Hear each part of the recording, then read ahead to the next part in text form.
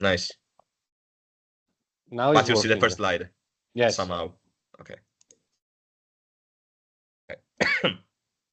But Dorte is your name, right? Right, yeah. Do you see us? No, I see nobody. I don't see a slide. But maybe you just start and I try to figure out. But could we, what do you think, Giorgio? Could we send her the slides? So at least she can follow by herself? I mean, I can send you the WeTransfer link.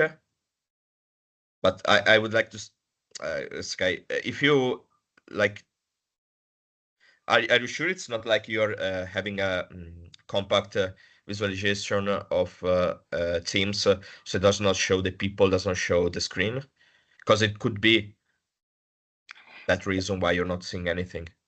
Yeah, but I open it with my normal Teams. And like I have the Okay, if this app. I can write in the link in the chat, WeTransfer link for the. I can send a transfer link for the with the presentation. Just a second. Also, Cristina Targa, our Cristina, is having some problem to connect. I call her by phone.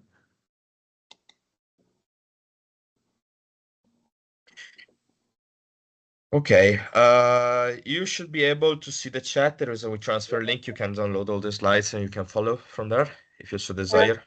Perfect, thank you. And we wait 2 minutes for Cristina Targa if he's not able to join.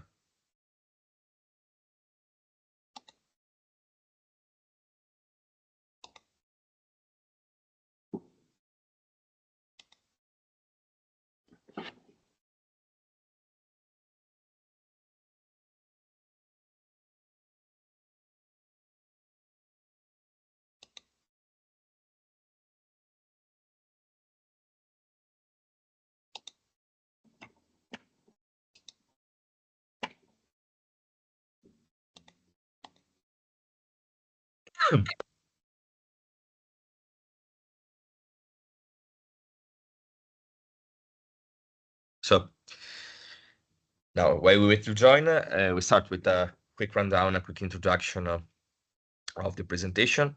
So see, you have 15 minutes for a welcome introduction. Have everybody ready to join and follow us. Then we start. Okay, as you can see. Welcome, Cristina. Okay. Hello. Nice. Ciao, ciao, ciao, Cristina. Ciao. Ciao, ciao Nelson, ciao Nicoletta. Okay. We start with a 20 minutes introduction of the industrial context of Porto Marghera and Venice, and we give some background about the experiment and about a survey that was made preliminary to the project. Then, and this part will be done by Nicoletta, then I will have about 40 minutes, 35 minutes talk about the process technologies. And I will sort of describe the plants, I will sort of describe the key parameters of the process and some more information. Then we have like 20 minutes open for discussion. If you require more time, no worries. I don't have anything to do, so no, I'm joking. I will be able to answer everything. And then we thought about concluding at 11:30. So maybe a bit more, maybe a bit less. Who knows?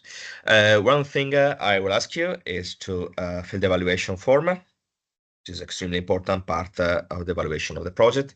I will copy this link and link into the chat, so everybody can join and fill it. This is, I remember, absolutely necessary for the project completion. So everybody should be able to follow it, to fill it, and so we can have the feedback sent to the organizers.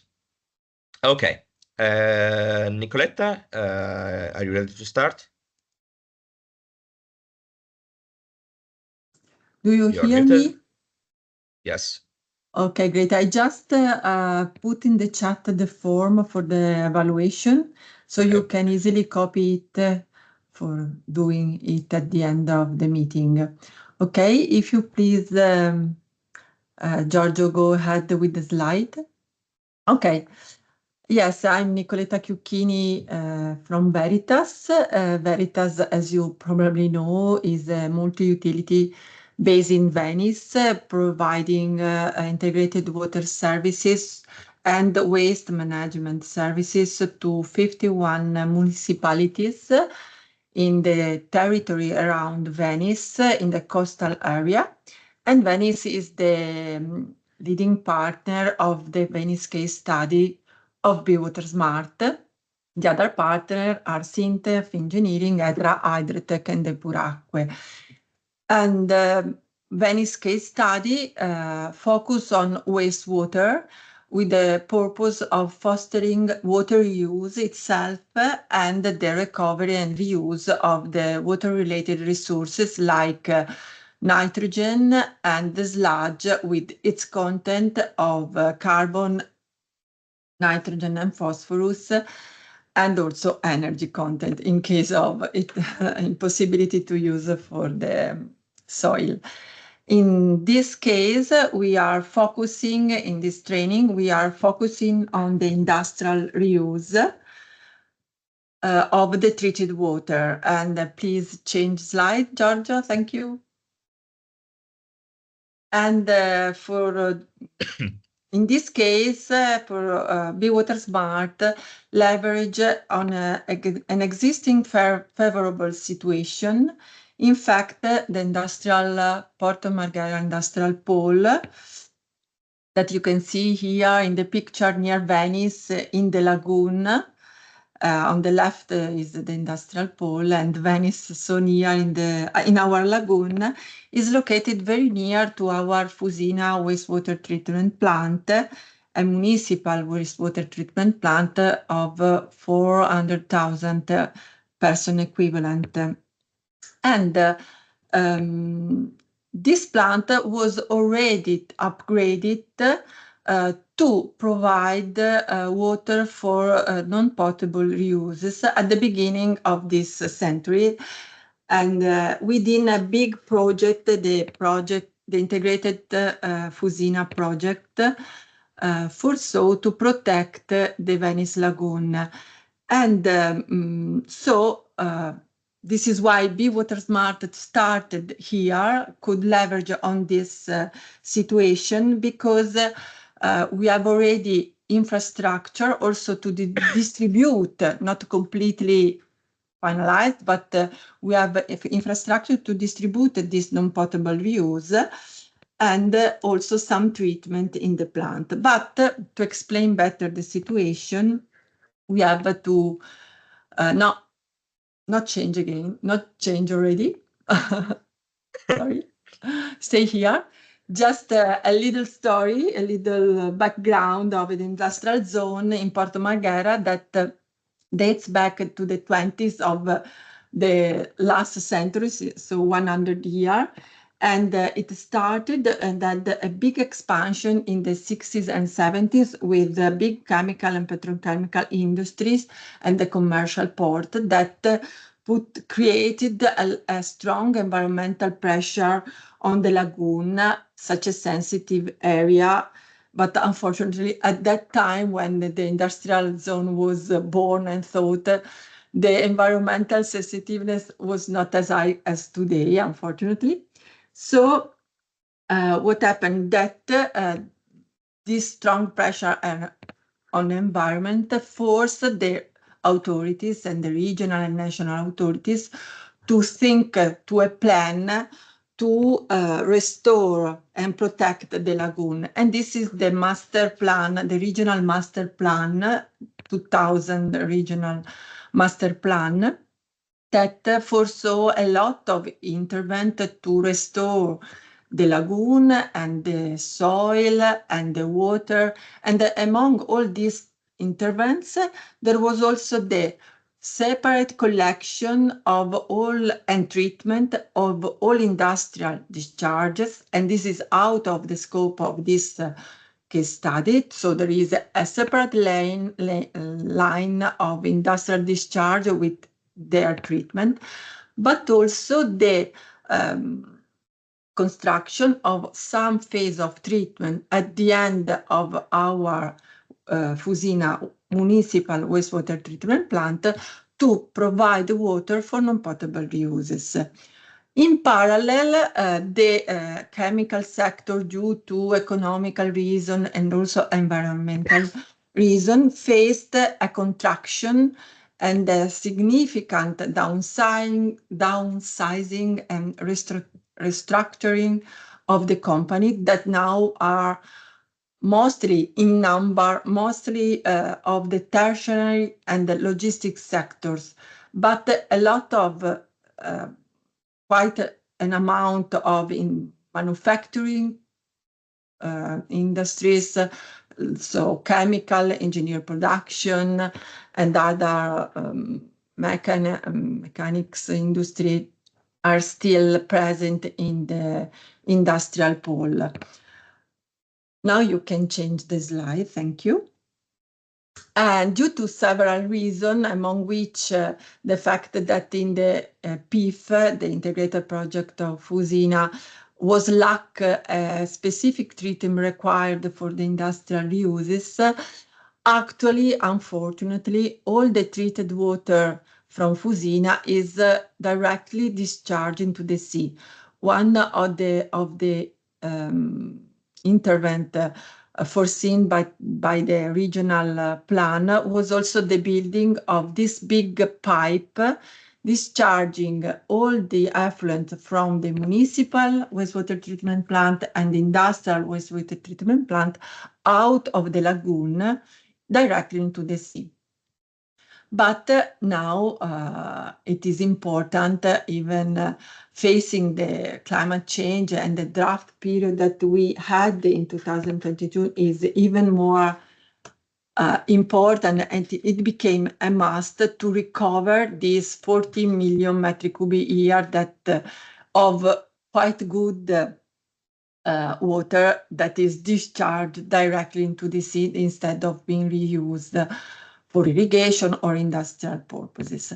So B-WaterSmart, with the Venice case study, wants to contribute to the reaching of the purposes of PIF in order to promote the industrial use of the treated water, providing the right sequence of treatment. But before starting the design of the treatment and of all the experimentation, what we did was to meet the industrial companies. It was already 25 years after the regional master plan, so the situation of the industry has changed a lot. So we, with the help, you can change, please, Giorgio.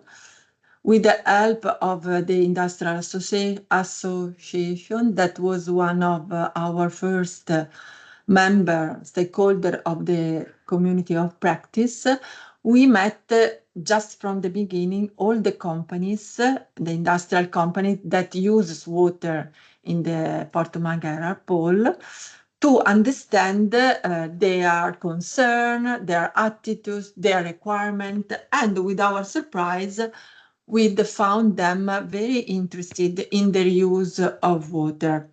Of course, with all their requirements and political concerns to assure their uses. So we carried out a survey, a specific survey, asking for for which kind of water they use, from which sources, for which purposes, which kind of pre-treatment, self-pre-treatment they applied, which kind of parameters they are worried about, which limit for the different use purposes, for the different uses purposes. And what it emerged is that excluding a big amount of water taken from the lagoon for cooling, that is a very big amount, 350 million cubic meter per year. But the fresh water coming from 2 rivers is used mainly for steam production, again cooling and washing. And the main concerns about parameters and quality beyond the microbiological qualities are the conductivity and other parameters connected with the machine maintenance and pipes corrosion, like pH, silica, iron sulfate.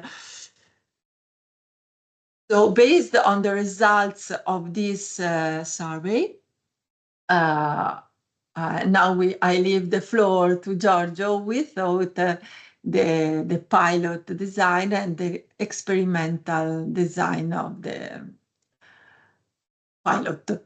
Okay, go ahead. Thank you very much, Nicoletta. I will be speaking now. Just a second. Okay, so let us start with the mandatory corporate shield. We are Hydrotech Engineering. We are a partner of the Living Lab Venice as a solution provider. And we are the company that built the pilot plant for the B-WaterSmart project.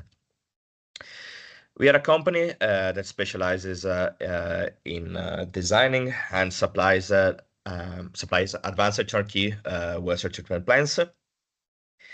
And we specialize mainly on membrane solution, but we also do biological plants, of course, as a pre-treatment. We have more than 23 years of experience and over 200 installations all over the world. Our portfolio includes up to 10 technologies, and we are more than 30 employees at the moment. We are based in Padua, so northeast of Italy, for whoever does not know. And right now we have our operational headquarters with the offices and 2 separate production facilities, totaling up to 3,700 square meters. If you're further interested in the company, you can scan the QR code to discover an updated reference list about all the plants we built around the world all over the years. So here's where I want to start.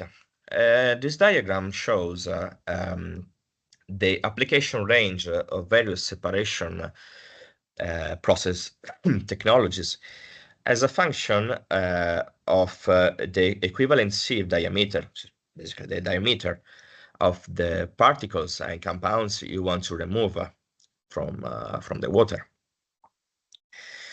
Now, from the survey that Nicoletta mentioned, it appeared that the first big concern was to remove all the microbiological pollutants that were present in the water before they could be safely used for industrial purposes.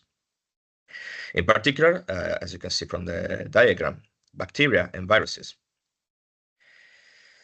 Now, from their size, you can understand that the ultrafiltration technologies is actually able to sort of completely remove these 2 types of pollutants, since their equivalent sieve diameter is above what is the diameter of the pores that are used of the membranes that are used in the ultrafiltration technology, which is 0.02 microns.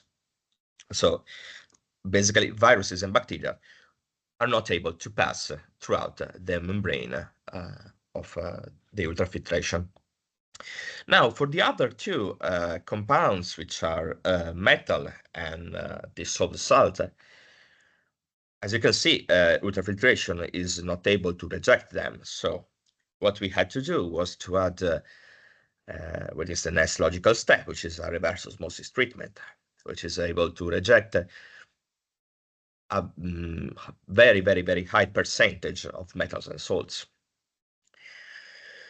Furthermore, we were not content, and we wanted to further push the separation process. And so what we did was add an electrodeionization system that could further refine the quality of the reverse osmosis permeate and produce up to ultra pure water, which is water with extremely low conductivity, lower than 0.01 microsiemens per centimeter, just to refer what Nicoletta said before.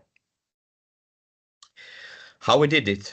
It was building a containerized pilot plant. We used, basically, we built it in a workshop and then brought them to Fusina. It's 40 feet, it was built inside a 40-feet container, also completely painted with marine environment coating. It was completely insulated from the outside and air conditioned. It is separated in 2 separate rooms. The main room, which is hosting all the core part of technologies, all the equipment, has also hosting the tanks and also hosting the electrical cabinet and a pneumatic junction box and a compressor for the pneumatic supply of air to all automatic valves. And a second part, which is a fully secluded room in the back, which is used to hold all the chemical the chemical reagents within their own tank and all the dosing pumps. Furthermore, if you click, I don't know if you can click, but you can see the georeference of their plant where it is exactly placed by clicking the coordinates in the bottom right of the slide. Sorry. Now you can see a 10 minutes video of me actually entering the plant, and this was part of a very small video that was created as a part of WP7. Okay, this is already over. You can see here me spilling permeate from the aero vessel. Now, I will start with an introduction on various types of technologies and now their implementation. Sorry. Let me start with the ultrafiltration section. Okay. The core of the ultrafiltration system is, of course, the ultrafiltration membranes, which, as you can see here, they are hollow PVDF fibers with 0.02 micrometers pores that are usually applied in this industry to remove colloids, proteins, also referring to the diagram we saw before, and especially microbiological contaminants and large organic molecules up to 1,000 Daltons or so. These membranes are packed and arranged within modules, which is basically this casing you can see right here. And here there is a schema of the module itself. And basically water enters from the bottom of the module, which is called the feed port, traverses the module, and exits the permeate port. Now, the direction of filtration, basically, there is a net flux of water from the outside of the membrane to the lumen side of the membrane that leaves all the solids deposited outside of the membrane.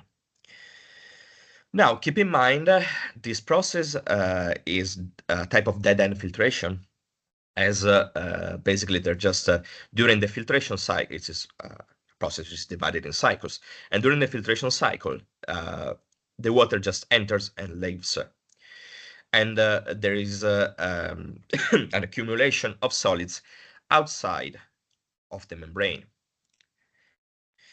Now, to remove the solids that would otherwise clog the membrane, the housing, periodically, let's say after 20 minutes of filtration, there is a 5-minute cycles that basically involves air scouring, which is basically a compressor pushes air from the feed port, and the bubbles are able to dislodge all the particles, the deposits on the outside layer of the membrane, and a backwash cycle where water is fed from the permeate port, and so the direction of flow is reversed, so it goes from within the lumen of the membrane to the outside, and is able to wash away the particles of solid throughout the reject port. Now you will see later what whether the scheme of the plant, I will explain it later better, how this system works. Now, this system requires an important type of pretreatment, which is a screening of solid particles. Now, the manufacturer recommends that particles above 500 micrometers are removed. So, as you can see, there's a pre-screening treatment, which is a self-cleaning filter, which I will explain in detail later because it gave us a bit of problems, actually. And we also provided this ultrafiltration system with a dedicated CIP system, which is basically a system consisting of a tank and a recirculation pump that is utilized to better clean the membrane when the backwash cycle is not able to properly restore the performance of the membrane. And however, it was not necessary to clean this way the plant during the experimentation phase because of the low fouling capabilities of the treated water. So it was not necessary to use, but we provided it within the pilot plant. Now, next step is the reverse osmosis technology. Now, I will not go too much into detail on explaining what reverse osmosis is, because I know everybody knows it, but just to give a quick introduction, osmosis is a principle that basically shows a net flux of water when two solutions with different concentrations are put in contact throughout a semi-permeable membrane, and you observe a net flux of solvent from the diluted solution to the concentrated solution. Semi-permeable membrane, of course, I'm talking about a membrane that is permeable only to the solvent and not to the solute. Reverse osmosis basically is the process, but on the other way, where you have a net flux of solvent from a concentrated solution, which is the concentrate, to a diluted solution, which is the permeate, basically. And to do so, you have to apply a driving force, which is a very, very high pressure.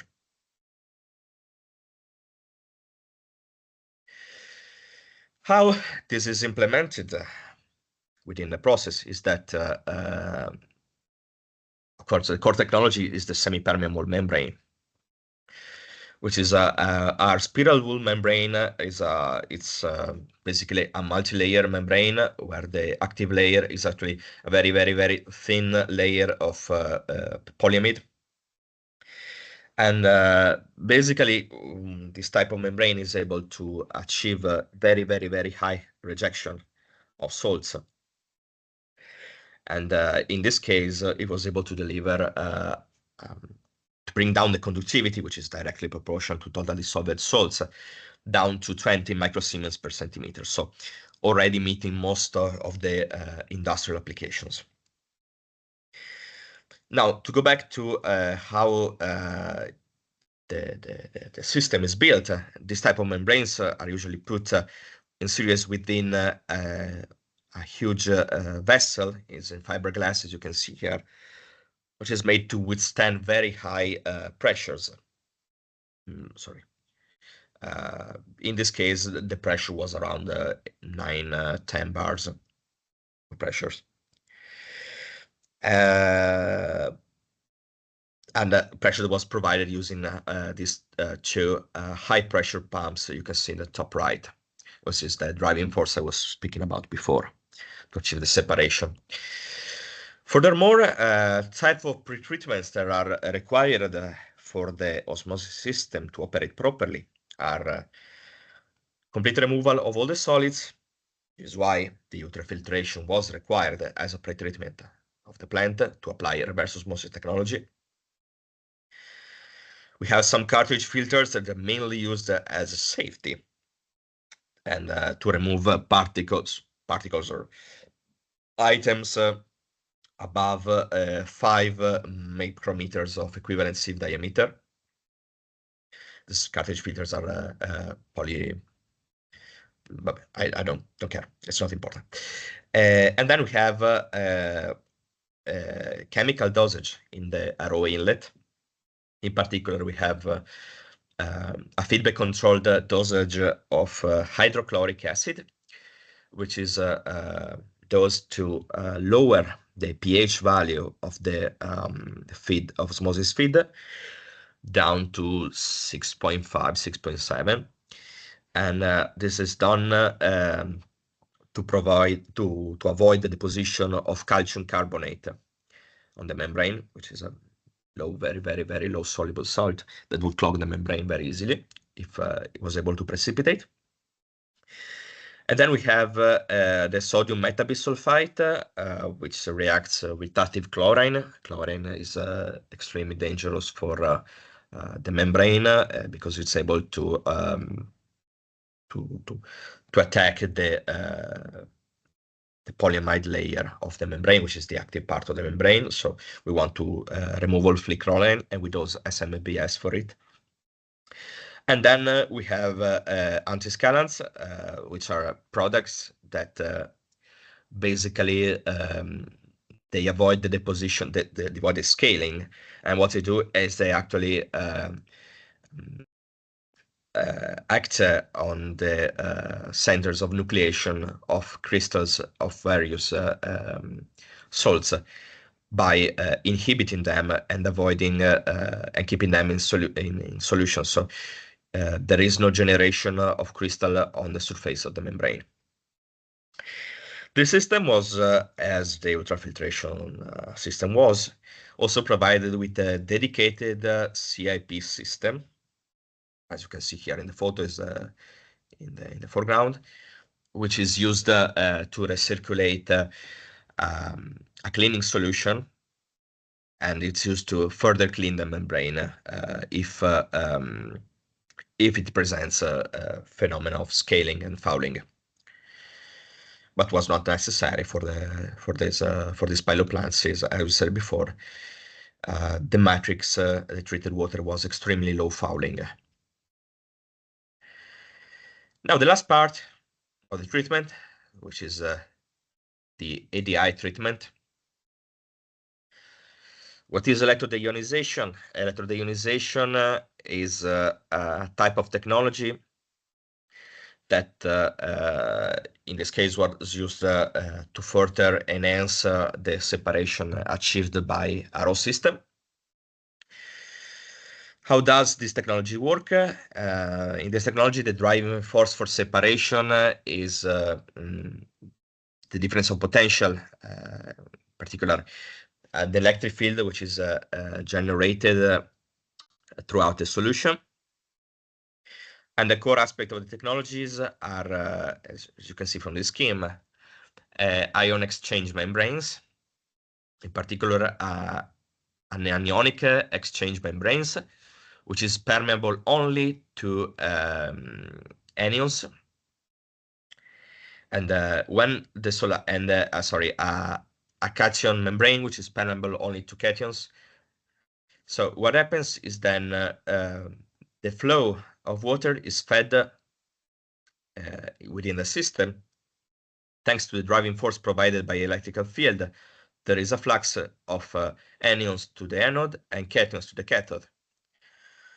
And the further the solution travels throughout the ADI, the further anions and cations are removed from the feed and so from the product.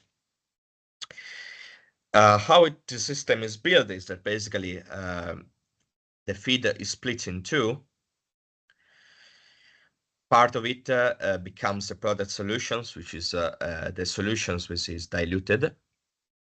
And part of it is the sweep solution, which is the solutions that is actually enriches of anions and cations, and is just leaves the system as a reject.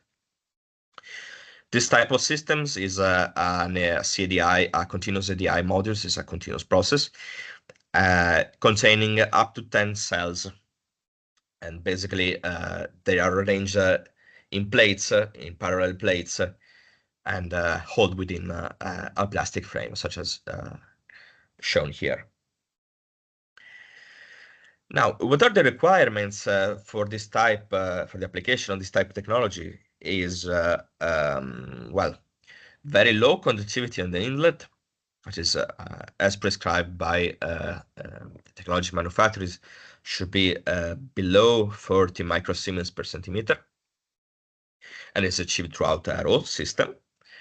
And CO2 removal, as carbonic acid would actually hinder the effectiveness of the CDI module. And so what we added was a system that could reduce the concentration of dissolved CO2 within the feed solution to a value lower than 1.5 ppm of CO2. The way of how we achieved it was throughout the use of a pretreatment of a membrane contractor, which is the system you can see here, which is the photo of the implementation. Here's the quick scheme of how the technology works, which is also, of course, a type of membrane treatment. Basically, there's a vessel, and the liquid is fed through a side, and it traverses the system, which is basically a series of tightly packed hydrophobic hollow polypropylene fibers that, since they are highly hydrophobic, there is no net flux of water from the outside to the lumen of the membrane. And in the lumen of the membrane, a sweep gas is fed, and in this case we're using air. And so the sweep gas is able to strip away the CO2 from the liquid to the gas phase, and then just leave the system. Why all this mess? Because otherwise we would require a very high surface of contact between the liquid and the fast phase and the gas phase. And what the system allows is that to have a very high specific surface area, and to achieve this type of degassing performance with a very compact and very small space. Okay, and the air, of course, is generated throughout a vacuum pump, which is sucked directly from within the container, and then just leaves and pump it outside. Okay. All these technologies put together, they form our complete pilot plant. Here's a quick, very quick representation of a block flow diagram of the plant. We have, like, this is the inlet feed. There's a pre-filter.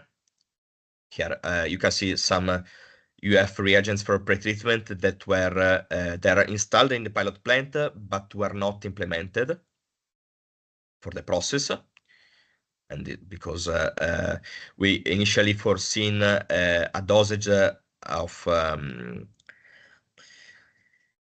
hypochlorite to disinfect the feed, but since, of course, we wanted to show the removal effectiveness, and now Nicoletta will speak more about it later, we suspended it.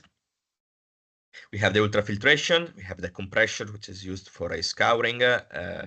We have then the ultrafiltration permit, which is stored in the ultrafiltration buffer tank.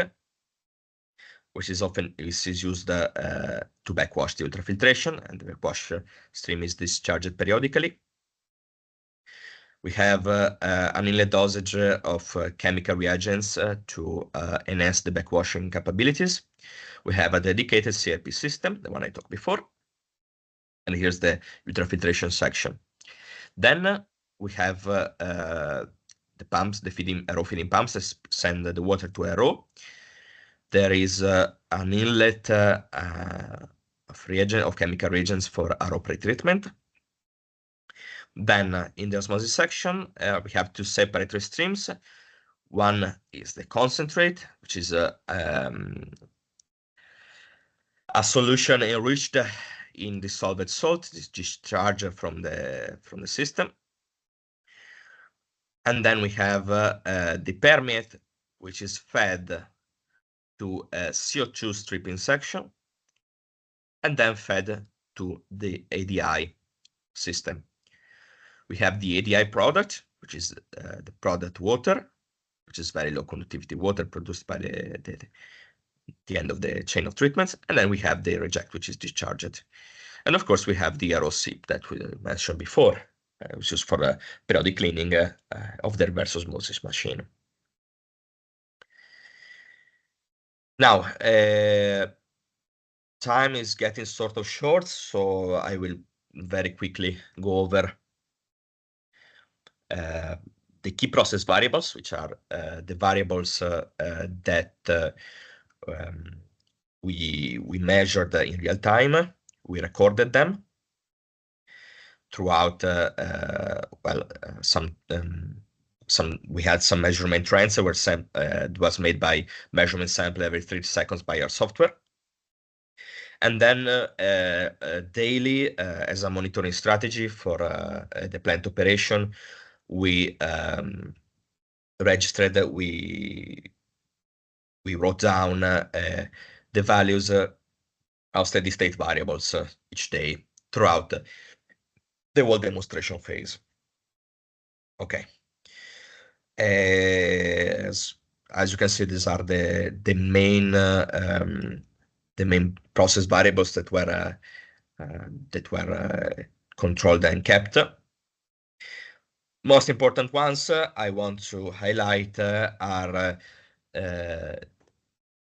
conductivities of the RO outlet and of ADI outlet, which is the key parameter for the quality of water produced by our system.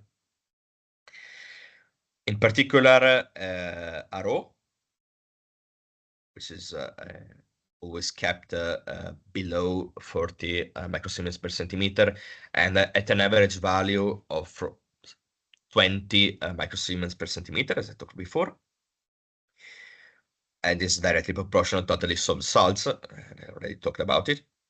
And then the conductivity of the ADI section was kept under 1 microsiemens per centimeter, but we were actually able to push it actually lower than 0.01 microsiemens per centimeter. Okay. Now I will let Nicoletta speak, give a quick rundown of what are the values of the parameters that were measured during the demonstration phase. Okay, so beyond the process variable, we set up a really tailored design for the quality measure, chemical quality measure and microbiological quality measure in the different point of the treatment chain, and take into account a very wide list of parameters.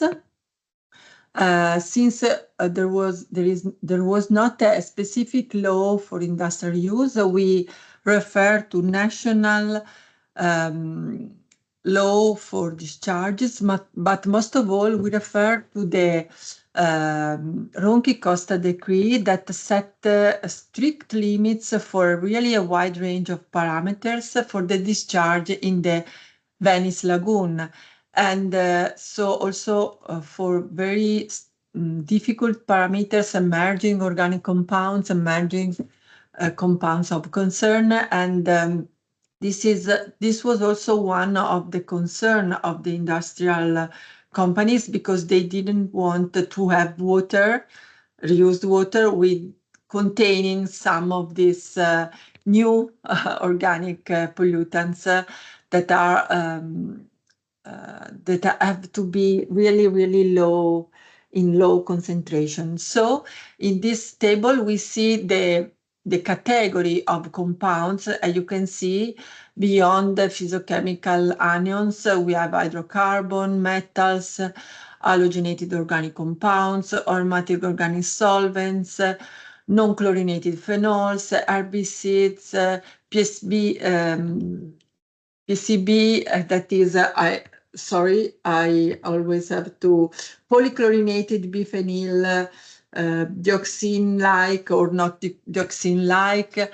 So a lot of parameters, around 300 parameters. But as you can see, the compounds really found were really below, really lower. And these parameters were analyzed along the treatment chain in the effluent from the secondary sedimentation of the wastewater treatment plant. That was the first point that was used to feed the pilot. Then for a problem to the pre-treatment of the ultrafiltration that Giorgio will explain better, we have to change the point of feeding after the existing canvas filtration existing the wastewater treatment plant, because there is an UV disinfection. But so before the UV disinfection and after this canvas filtration is the Q1P point, that was the normal feeding point of the pilot. Then we have the other point that also set the definition of the different qualities. So the Q2 quality C is the outlet of the UF, the ultrafiltration. The B is the quality of the reverse osmosis section. And finally, the quality 2A, the most advanced quality, is the outlet of the ADI section. Could you change the slide, please? Of course, the parameters were analyzed in the different point according to the significance of each parameter for each treatment.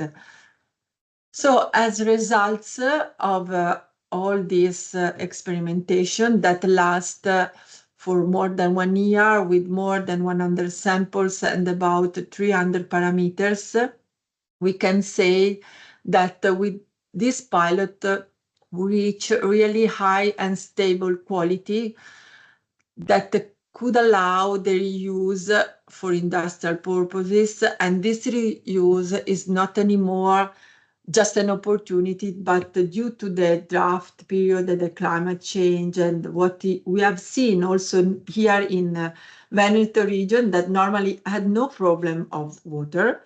But in 2022, really we have a difficult summer, and there was a really competing uses for water, and companies had to stop the production because they couldn't use fresh water from river, because there was the priority for agriculture, irrigation, and also agriculture. Company has to close, and yeah, there was really a difficult period. So when water is completely missing, the reuse, it becomes a must. And with this demonstration, with this experimentation, we demonstrate that we really have a good quality source. The quality is good already at the entry of the pilot. We can say that 80% of the parameters analyzed were already below the detection limit. I have to say that for the analysis, we use an accredited laboratory, applying the most advanced analytical methods, with the lowest detection limit possible, in order to see as much as possible what was contained in the water, and also applying special attention to the sampling in order to have significant samples, in particular for the emerging compounds. So the quality was good already after the secondary sedimentation, and very far from the legal limit for discharge. And with regards to the parameter of interest for industries, it was true, the conductivity at the pilot inlet was much higher than the freshwater conductivity. That's why they prefer the freshwater for producing steam and so on, because they need to do lower per treatment to have the right quality for the steam production. But as you can see, we could reach the conductivity, very low conductivity with our pilot plant. These are average values. Could you change, please? I apologize before, because I said 0.01 is actually 0.1. I just added a 0. Okay. Okay, so as expected, the microbiological quality was perfect already at the end of ultrafiltration, with 3-4 log reduction for Enterococci and Escherichia coli. And it is interesting that the quality was better than those obtained by the UV filtration, taking into account that the limit is 5,000. So in any case, the water was in compliance with the limit discharge, but with ultrafiltration, we really completely remove the microbiological indicators. With regard to the other compounds, as expected, turbidity was entirely removed by UF, while TOC, the dissolved part of TOC, was removed by reverse osmosis. And regarding anion categories, was completely removed by reverse osmosis, and also metals. There are only few slight improvements due to electrodeionization, but really 0.23 maximum % of increase of removal. But anyway, the value were really, really low. And only for boron and aromatic organic compounds, ADI provide significant additional removal compared to reverse osmosis. So with all these analysis and results, we could assess that the most stringent industrial requirements can be met only applying ultrafiltration and reverse osmosis to have highly safe purified water that we categorized as B quality. Okay. And now I just have a couple of minutes to conclude the presentation and add one of the key challenges that will be present for future upscaling and further process implementation. So the self-cleaning filter, I showed you a picture before. Maybe I will go back later, but basically how this works is a vessel that provides filtration throughout a mesh filter. The direction of filtration is from the inside of the vessel to the outside. And it is self-cleaning because it periodically, when the filter detects a high head loss throughout the inlet and the outlet, what happens is periodically opens a valve that diverts part of the flow to a discharge, and this discharge is connected to a Venturi nozzle that, throughout the effect of water flow, is able to basically clean the inside of the filter. And the system did not work properly on when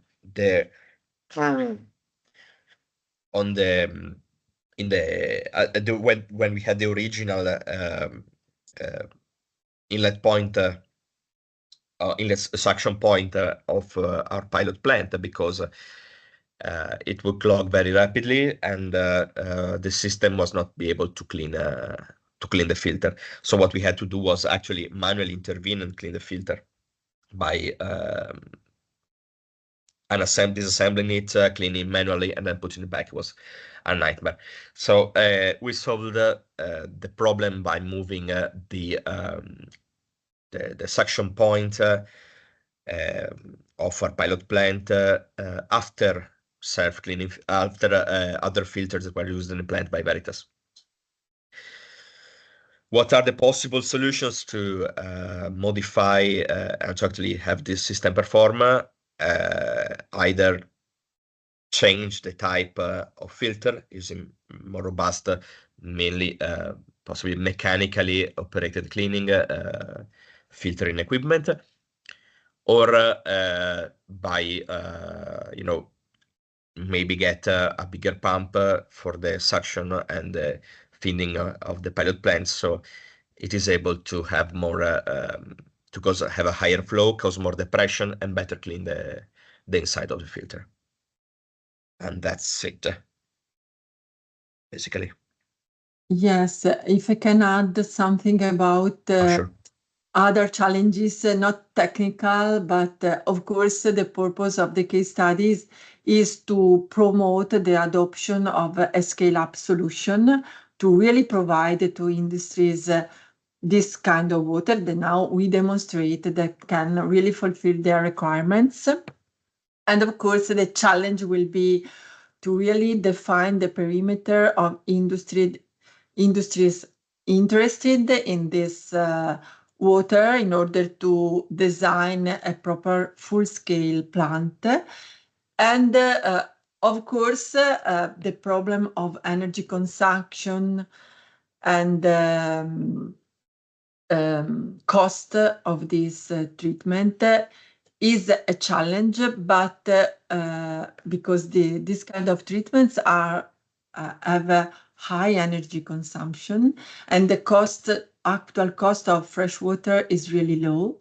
But we have to clarify that already now industries are doing this pretreatment by themselves or by consortium of industry in order to have the quality right for steam production, for example.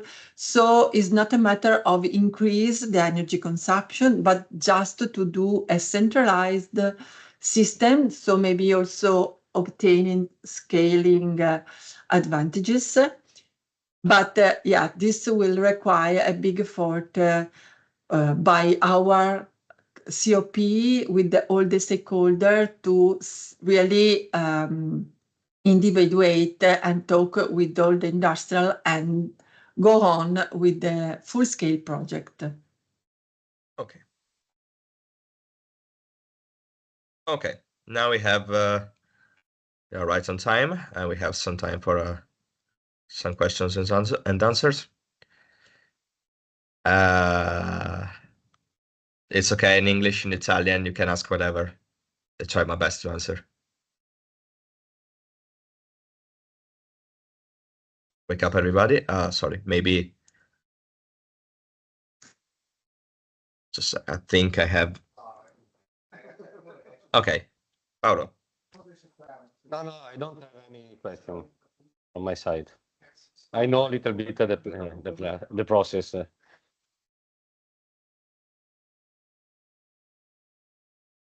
Sure. I have a couple of questions, if it is possible to ask. Yes, I'm Matteo from ETRA. Ciao, Matteo.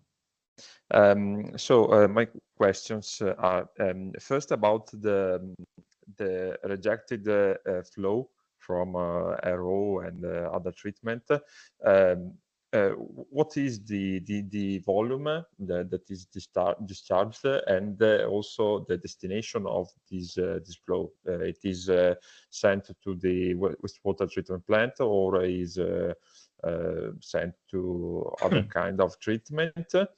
And then I'm interested also on the volume. Maybe I lost it in the presentation, but what is the water amount produced, clean Okay. water, I mean, at the end of the treatment, and also if you have some information about the cost for a unit of volume.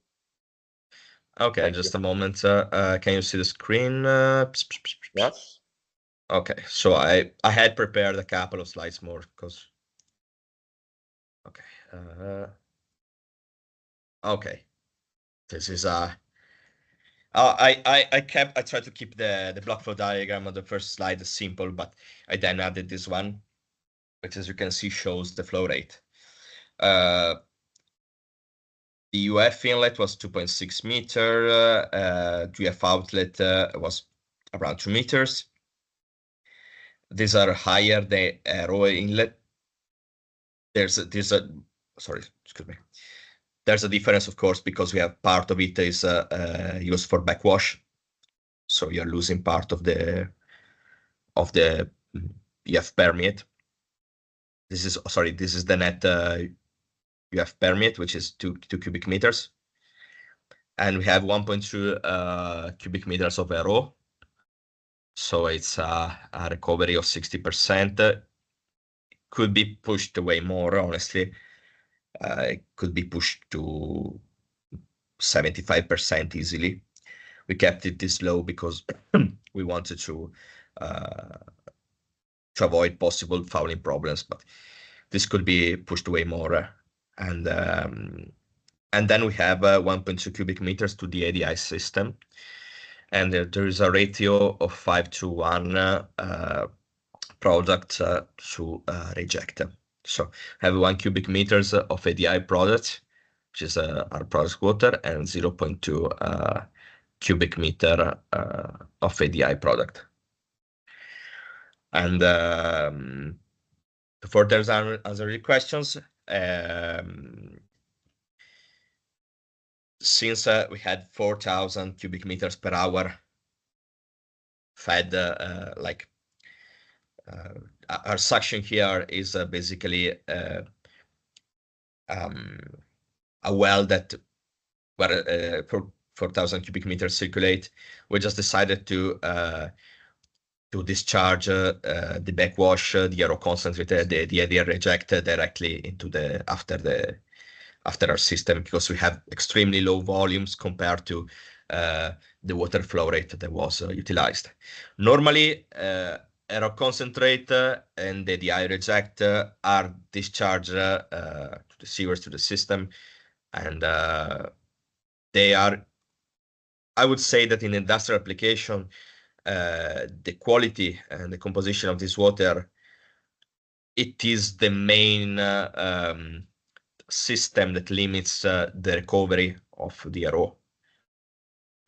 And it is because there is a law that basically sets the limit for the concentration of pollutants in the water, and therefore what you discharge with the RO concentrate must be compliant with the table. Save, of course, dilution and whatever. Like I'm strictly talking about industrial application. Okay. And did I answer your question? About the cost, I mean, yes, sorry. Well, I think that is almost everything about electricity. Yeah, I would say yes. Yes, you have pre-treatment, but maybe Nicoletta can give you a better information. But it was about we calculate about 5.5 kilowatts per cubic meters of product. Yes, this is So the consumption is really depends on the size of the Yeah, plant. of course that. Yes. So pilot is really Yes, it's a hard. Is It's not- not very representative of It's the obvious, obviously, yes. the is solution. not But representative. We yeah. have a consumption for example, we are already talking about a full-scale plant of 300 cubic meter per hour instead of 1 meter cubic per hour. That was the size of the pilot. And in this case, the energy consumption are around 0.8, 1 kilowatt hour per cubic meter.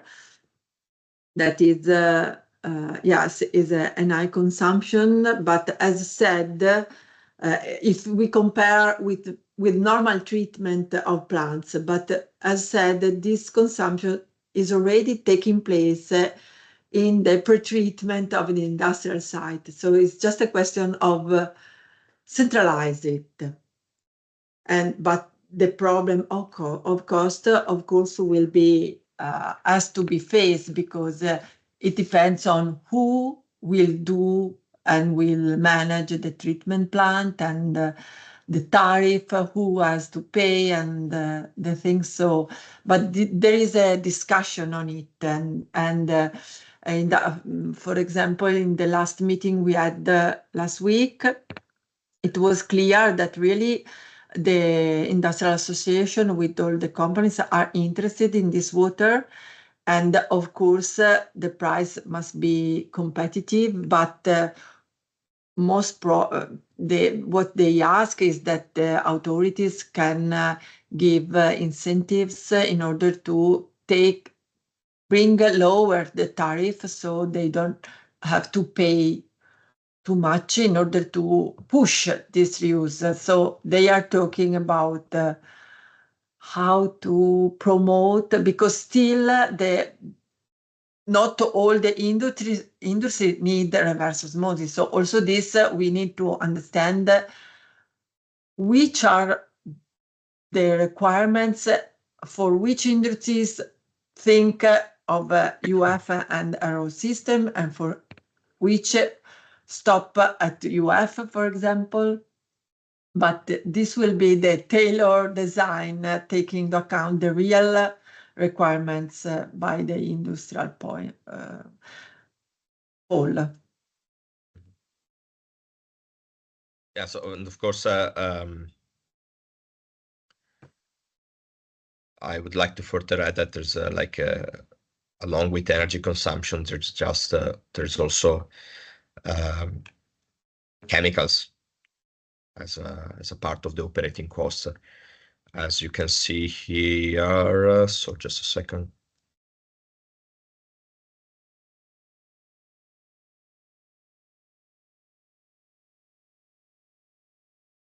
Can you see here? And this is basically a list of the various reagents that are utilized within the system. We have a sodium hypochlorite. This was okay. The dosage at the inlet, as I said before, it was discontinued because we wanted to see the ultrafiltration performance in removing biological compounds.